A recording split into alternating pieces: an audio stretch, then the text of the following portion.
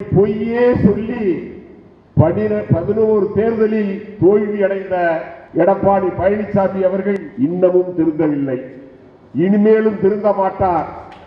ஏனென்றால் இன்றைக்கு துக்களக்கிலே மார்சல் என்கிற ஒருவர் எழுதியிருக்கிறார், எடப்பாடியும் முதலமைச்சர் மு.க. ஸ்டாலின் அவர்களும் ரகசிய ஒப்பந்தம் போட்டிருக்கிறார்கள். இன்றைய துக்களக்கிலே வந்திருக்கிறது பாருங்கள்.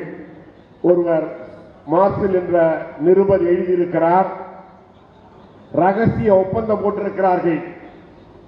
அதிமுக அழிந்தாலும் பரவாக இல்லை, நாம் குற்றவாளியாக சிறைக்கு செல்லக்கூடாது என்று ரகசிய உடன்பாட்டில் கொடநாட்டில் இருந்து தப்பிப்பதற்கு, ஊழல் வழக்கத்தில் இருந்து தப்பிப்பதற்கு, தனக்காக இந்த கட்சியை தலைவர் தலைவி உருவாக்கிய கட்டி காத்த கட்சியை அழிக்க நினைக்கிறார் எடப்பாடி பழனிசாமி. அது நிச்சயமாக நடக்காது. நிச்சயமாக தவறு செய்தவன் தண்டனை அடைந்தாக வேண்டும். கேட்டார்கள் 6 பேர் முன்னாள் அமைச்சர்கள், அவர்கள் சென்றது தெரியாது, டிவியில பார்த்துதான் நான் எல்லாம் தெரிந்து கொண்டேன்.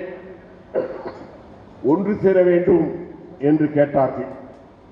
நீ ஒரு நல்ல மனிதனாக உண்மையான அதிமுக காரனாக இருந்தால் 2 கரம் கூப்பி வரவேற்கிறேன், அழைத்து வாருங்கள் என்று நீ சொல்லியிருந்தால் நீ உண்மையான எம்ஜிஆரின் தொண்டன், புரட்சி தலைவின் தொண்டன், இந்த இயக்கத்தின் தொண்டன். என்ன சொன்னாய்? ஏற்றுக்கொள்ளவே முடியாது, அவர் பலாப்பழத்தை தூக்கி சென்று விட்டார், அவர் தனி கட்சி ஆரம்பித்து விட்டார், அவரை பொதுக்குழுவே கட்சியை விட்டு நீக்கிவிட்டது என்று சொன்னாயே. உன்னால் ஏதாவது ஒரு தேர்தலில் வெற்றி பெற முடியுமா?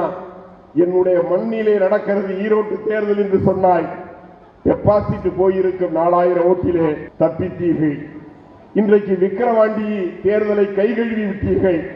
இந்த இயக்கத்தை அடித்து தன்னை காப்பாற்றிக் கொள்ள துடிக்கிறார் எடப்பாடி பழனிசாமி.